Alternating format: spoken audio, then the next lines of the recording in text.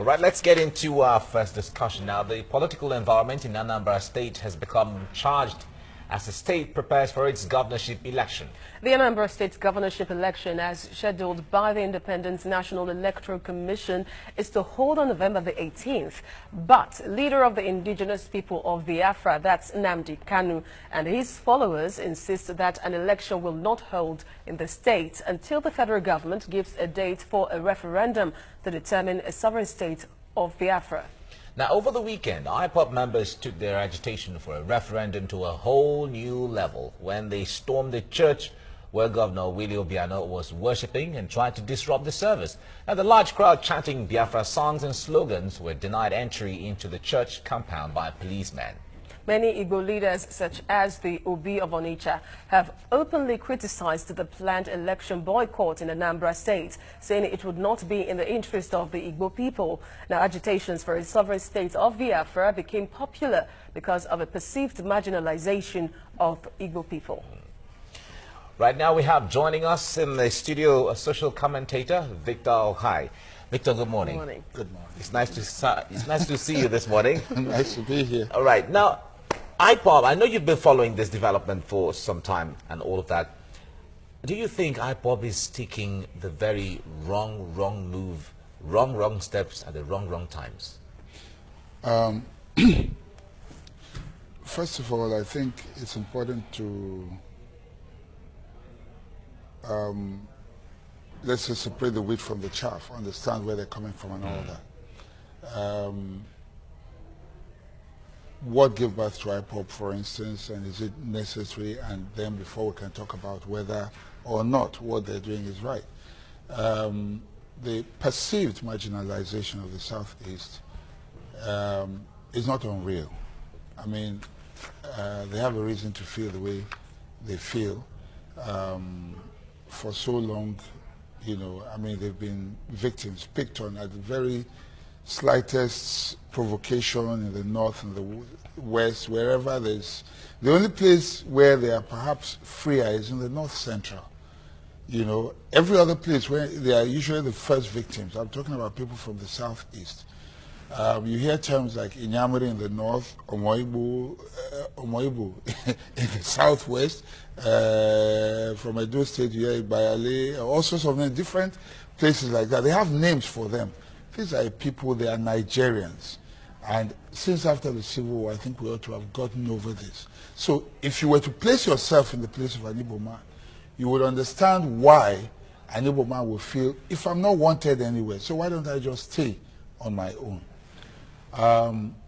And then perhaps that is the reason why you have something like IPOP. Otherwise, there would be no reason for it. Nobody would. I mean, it's totally uncalled for. Now, the methodology they're going about, do they have a right to self-determination? Everyone has a right to self-determination. Is it right? Is it in their best interest and all that? I would not be quick to say that because we have a custom union, if you like, of 180 million people. That's a huge market. There are no custom barriers. You can do your business freely. You can travel to all these parts, and there's a huge benefit from it. And the Igbos are some of the biggest beneficiaries of these, what do you call it now, these trades, removal of trade barriers within the territory called Nigeria and beyond. Now, coming straight to the question. The young man, by some providence or that, has found himself as a voice for, well, a group of people. He leads IPOP. And now he wants to take it a step further, even though he's on bail with conditions and all that. And he now assumes that, you know, he's some sort of leader, because what he's doing is like running an alternate government. He has no right to do that under the laws of this country, because you cannot get up and begin to say there should be no elections unless there are procedures. You have representatives. If you want what you call a referendum, the normal thing to do is go through your representatives. If you have no confidence in your representatives, with the following he has, he should form a political party or go into the political parties with his supporters and effect change so that they will have a voice, you know, at the National Assembly, at the State Assembly, or even for governorship, where they can determine what they want. This is why in other climes you have parties like the Green Party, where environmentalists would go in there. They don't have to win the main election, but they have a voice. We have a very good example in Julius Malema of the Yes. EFF in South Exactly, Africa. exactly. All right, let me come in at this point. Talking about the name tag Festive, it seems that almost every tribe in the country has a name it calls the other tribe. For example, Igbo people also call Yoruba people Ofemanu. And then people from the south usually call those from the north Mola. So it's so that might not be. It's just a product of ethnocentrism. It's not out of some sort of hatred according to many people. So that aside, now, do you think even in the past, up until today, that Igbo leaders have come together to integrate and build the region first off, so that they would have a bold front to chart a course for themselves? Because most of the time you see them go their separate ways. Well, you have a point there, because I was coming to that as well. Another reason that's given rise to IPOB, the very strong voice that they have today, is the failing of Igbo leadership.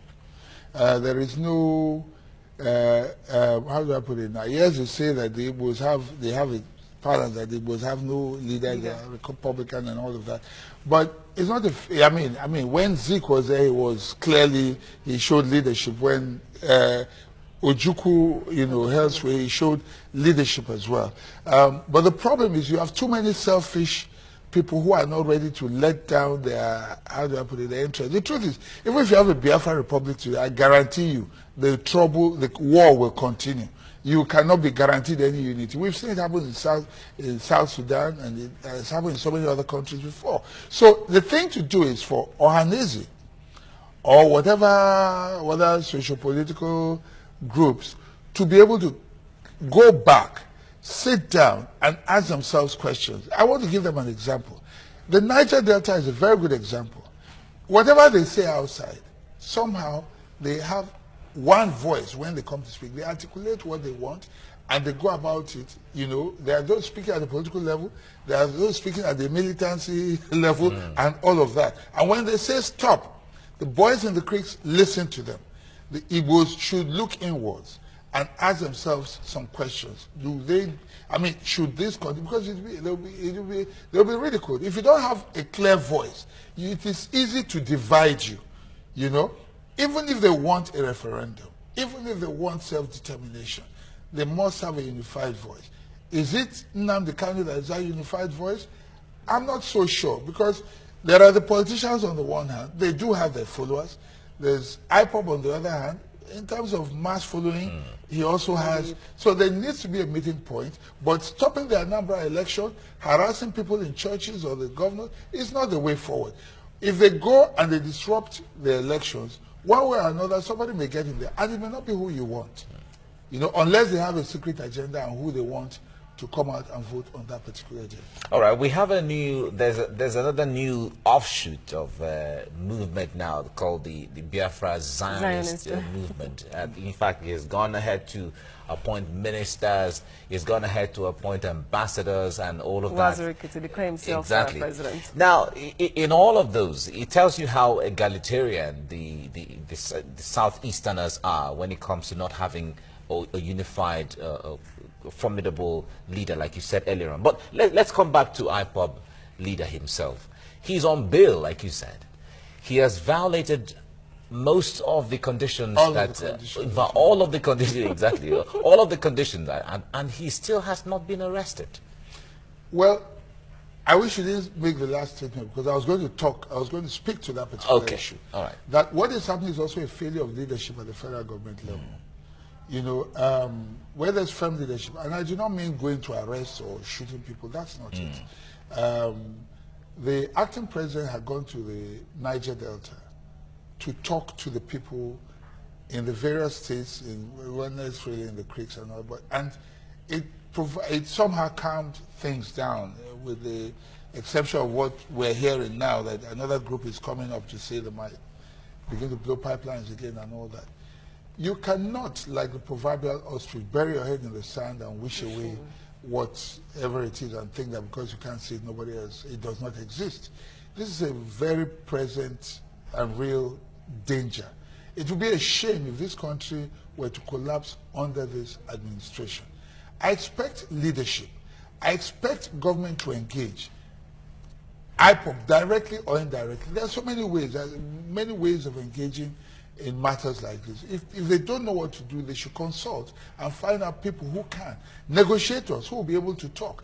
No matter how headstrong Nnamdi Kanu may appear to be, he will have a soft spot. He will have somebody he listens to. There surely must be something that you can appeal to, that can appeal to him, you know. And I'm not talking about, you know, it is often said that a rebel, I mean, you know, the one that is a criminal is a weak person. If a weak man, if he didn't have the kind of following he had, he probably would have been in jail already. But when you are strong, then it calls for negotiation. It's like that globally. It's not a sign of weakness on the part of government or anything. So I think the government should look at this very seriously and decide and find, they need wisdom. I don't know how else to put it.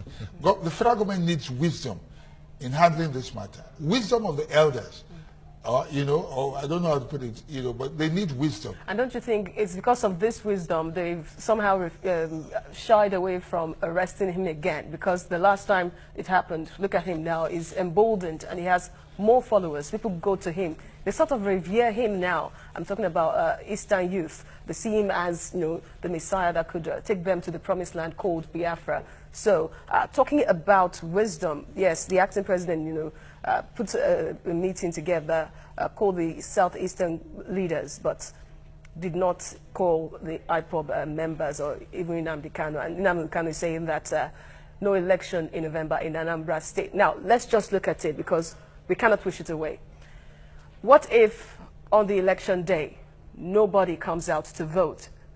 Will it be victory for the Nigerian government or IPOB? Because it seems it's going to be a litmus test to the government.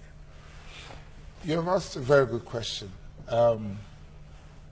Ignoring anyone with the numbers that Kanu commands right now is a huge mistake. He needs to be engaged directly or indirectly. Just like the federal government wanted to engage with Boko Haram, except that Boko Haram was unreasonable, they were not ready to go into any form of negotiation. I've not heard, up to this moment, and I stand to be corrected, that Kanu has said he's not willing to talk. I think he felt slighted. I would say rightly so. The criminal is the one that has no following. If he can command that number, that is like democracy.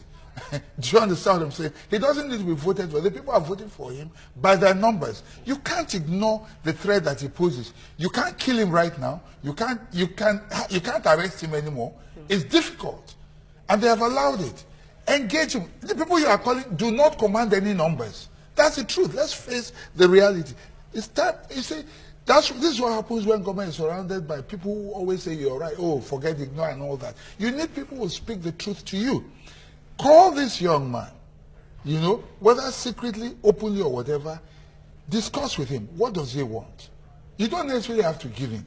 But the moment you have started discussions, there is, because every man has a bit of ego in him, you know, it doesn't matter if he goes back and brag. They have said, when the text or message comes, he'll go and say, the president has sent for me. It means, okay, they're fine. It doesn't matter. But the president remains the president. He's not the president. And he just, you know, commanded a small section, a group of people. Whatever you call them, it doesn't matter. But there's a need to engage as quickly as possible for things. That's why I talked about the ostrich. That's the federal government's approach right now. It is wrong. Things are getting worse. It's going to get even worse when other groups take a cue from him. I'm not talking about the Zionist movement now, but from the southwest, you heard about Ulimbo the other day. The Niger Delta is talking. North Central. North Central. Otherwise, youth are talking. Southwest. The government cannot control it. I can assure you. The sooner they engage, the better for the government and for all of us. All right. We'll be running off soon, but let me ask this question. You talked about government engaging Kanu and his IPOB movement, but let's create a scenario where the government does not engage them. By November 18th, when the election in Anambra State is supposed to hold. Yes, she asked a question. I didn't quite answer it. Oh, yeah. Let me answer that before you say that. What would it protect? If it doesn't, believe me, it will embolden them so much more. Remember what happened when, you know, he started first by moving out and commanding these troops. They were in Ebonyi. Was it Ebonyi the other day? Or, yeah, Ebonyi. Exactly. You saw the large following. Next, he says he's going to, what you call it now, he's coming to Lagos. And he's already in talks with Afenifere, whether you like it or yes. You understand what I'm saying? That what he's coming for is not as an affront to the Yorubas, but you know, the truth is, a lot of these groups are already, whether we like it or, let me tell you, working together. They're not. They're talking at certain levels. The Southwest is the most prepared to live right now. I make bold and I say it on TV here. They are meeting secretly. They have their own government, but they are not confronting the federal government. Once the rest of the country fight and begin to destroy itself, the Southwest will just move neatly without firing a bullet. They made a statement. You understand what I'm saying? Many groups are like that. So let the government not fool itself and think that unless they accomplish it and that is what they want. You know, if that happens, November 18 happens and there's no election, there is nothing this government, there will be, I mean, this government would have lost it totally. And it's not using force. If you go out there with armored tanks, it will not make people come out. Rather, they will rather sit at home. The sooner they engage with KANU, the better. Well, it seems the federal government has their work cut out for them. Thank you very much for your analysis at this time. Victor Okai, a social commentator, thank you for coming. Thank you for having me. Thank you.